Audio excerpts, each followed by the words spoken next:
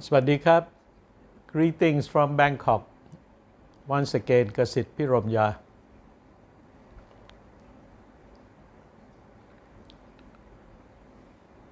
the recording of this video program is taking place at the end of the month of May 2024, and the Thai society is in the midst of a controversy over the appointment of a cabinet minister with a criminal record, whether the appointment was appropriate and legal or not. And that particular minister decided to resign from his position as a minister, which is an act, a laudable one. It could be praised for his courage and sense of right and wrong or appropriateness. But the case still goes on because it involves the person who appointed him, that is the Prime Minister of Thailand, Mr. Sethar Thavisin. His name and his act of appointing a minister with past criminal record is now in the hands of the Constitutional Court, which has recently accepted the petition to examine the legality of such appointment. Whether it is illegal, whether it is against the law or the rules and regulations from the point of view of the ethical standards and so on. And I think the deliberation by the Constitutional Court would take another 2 or 3 months, while the Prime Minister can go on to continue his duty running the government, leading the country forward. What I would like to raise is whether it is about time that we review the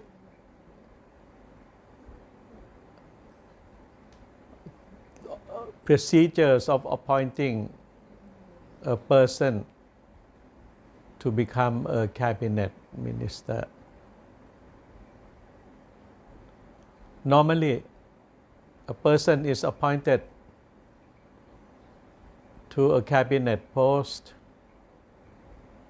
because of his political background, his or her position in his political party, his or her experiences and so on, and sometimes the political connection and so on.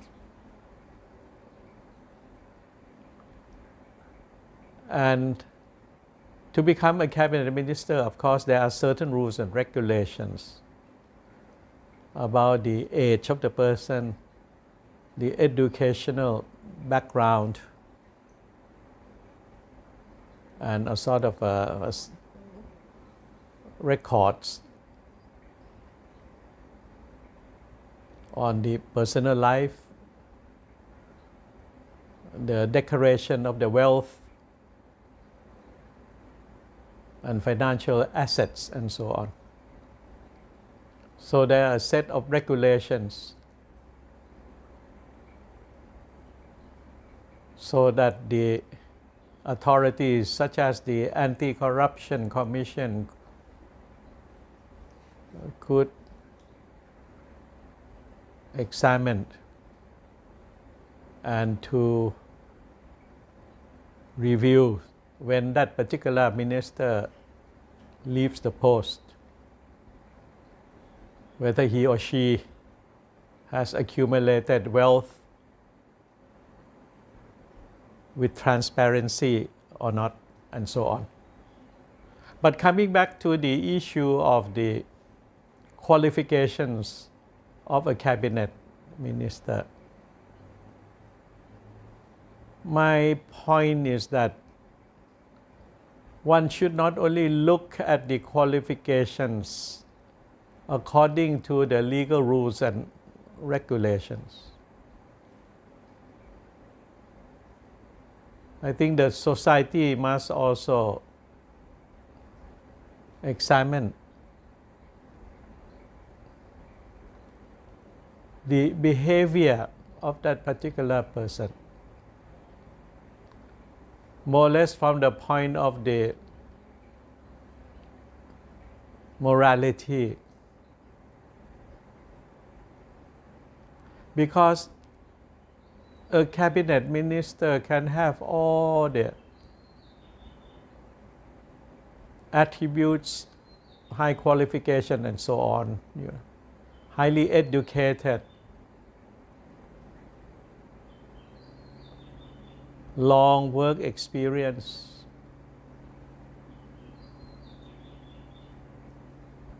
and has a fame and reputation acceptable in the society and so on. But what about the personal behavior from a moralistic point of view? Should a cabinet minister has a set of girlfriends or a number of wives or spouses?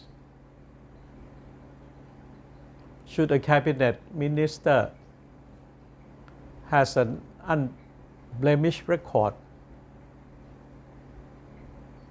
no involvement in any of the criminal matters and so on? And whether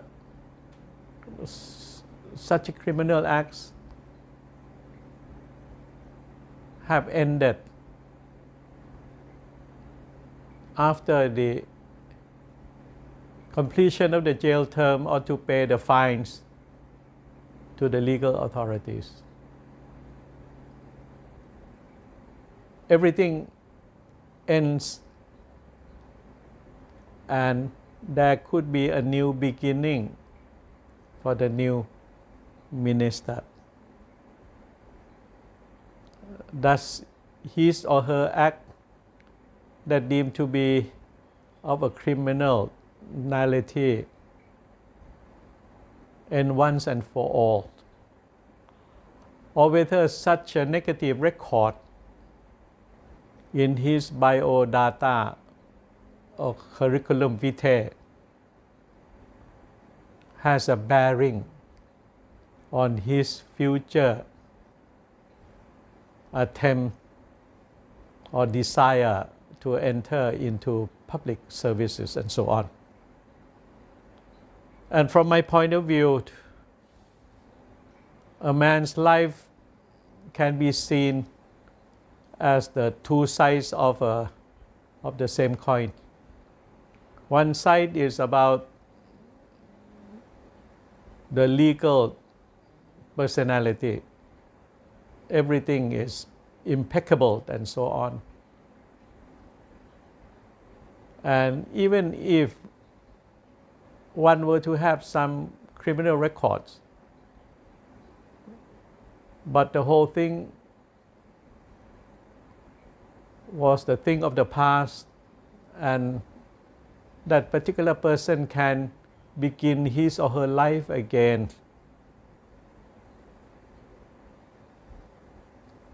on a clean slate.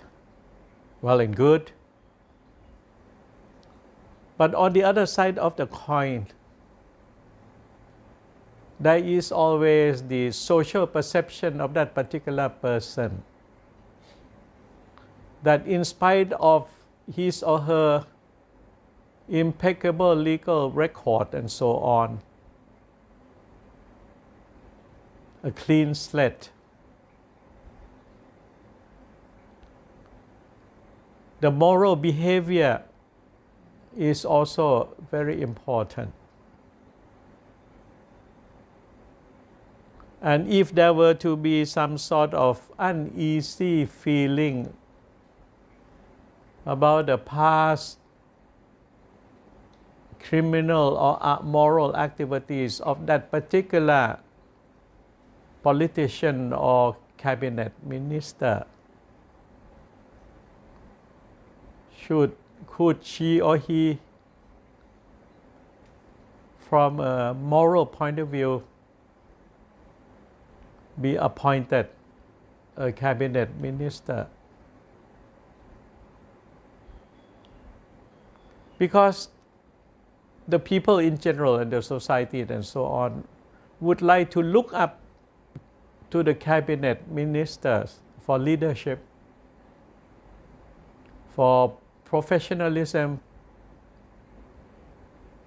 for ability to lead the country. But at the same time, the society and the people also look up at that particular person and are in praise of the moral quality. But if that was not to be the case, there would be the negative feeling and the uneasy feeling. And lately, in the making up of the Thai cabinet,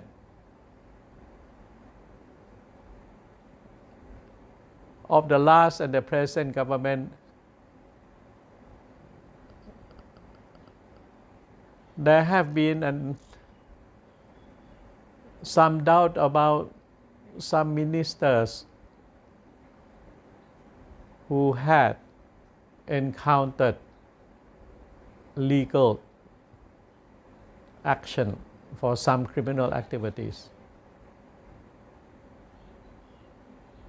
But all of those cases were over. And from the legal point of view, that particular cabinet members could start his or her life anew with a clean record.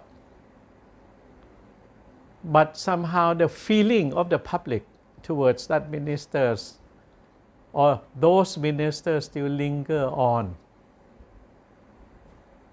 There is an uneasy feeling that those ministers do not fit the requirements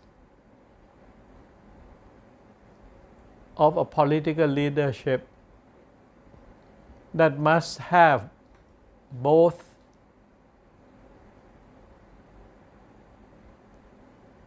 the ability to work and has the track record of being a person with high moral integrity. The two have to go together. The professional ability and the moral behavior. And we hope that in the future there will not be any more problem in the making up in the composition of the Thai ministerial cabinet that in the near future we will always have cabinet ministers who are equipped with both ability and moral endowment. Thank you very much ขอบคุณมากครับ